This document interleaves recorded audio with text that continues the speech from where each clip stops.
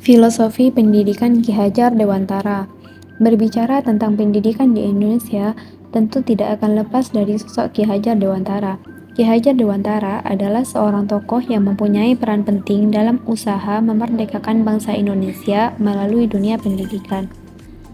Karena jasanya itulah, beliau ditetapkan sebagai pahlawan nasional dan mendapatkan gelar Bapak Pendidikan Nasional. Ki Hajar Dewantara terlahir dengan nama Raden Mas Wardi Suryaningrat pada tanggal 2 Mei 1889. Ki Hajar Dewantara berasal dari keluarga keraton Pura Pakualaman, Yogyakarta. Ayahnya beliau bernama KPH Suryaningrat dan ibunya bernama Raden Ayu Sandia. Raden Mas Wardi Suryaningrat mengganti namanya di usia 39 tahun dengan nama Ki Hajar Dewantara yang kita kenal sampai saat ini. Ki Hajar Dewantara meninggal dunia pada tanggal 26 April 1959. Tanggal 16 Desember 1959, pemerintah menetapkan tanggal 2 Mei sebagai Hari Pendidikan Nasional, yang merupakan tanggal lahir Ki Hajar Dewantara berdasarkan keputusan Presiden Republik Indonesia nomor 316 tahun 1959.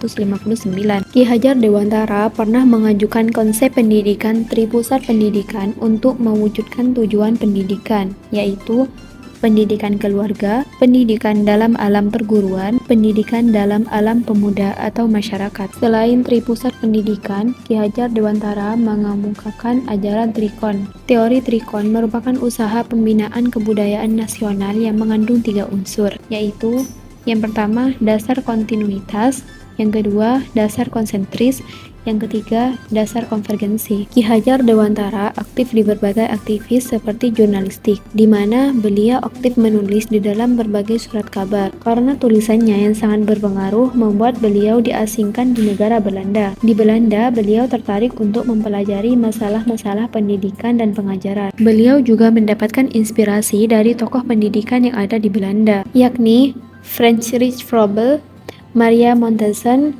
Rabindranath Tagore. Ki Hajar Dewantara kembali ke tanah air pada tahun 1918. Perjuangan meraih kemerdekaan Indonesia kembali dimulai dengan mendirikan perguruan nasional Taman Siswa pada tanggal 13 Juli 1992. Konsep pendidikan Ki Hajar Dewantara adalah pendidikan yang memerdekakan, dengan tujuannya adalah kemerdekaan. Merdeka berarti setiap orang dapat memilih menjadi apa saja dengan catatan adanya penghargaan terhadap kemerdekaan yang dimiliki orang lain juga. Konsep Ki Hajar Dewantara pada sistem Among mengatakan bahwa sistem Among yang berjiwa kekeluargaan bersendikan 2 dasar, yaitu yang pertama, kodrat alam sebagai syarat kemajuan dengan secepat-cepatnya dan sebaik-baiknya.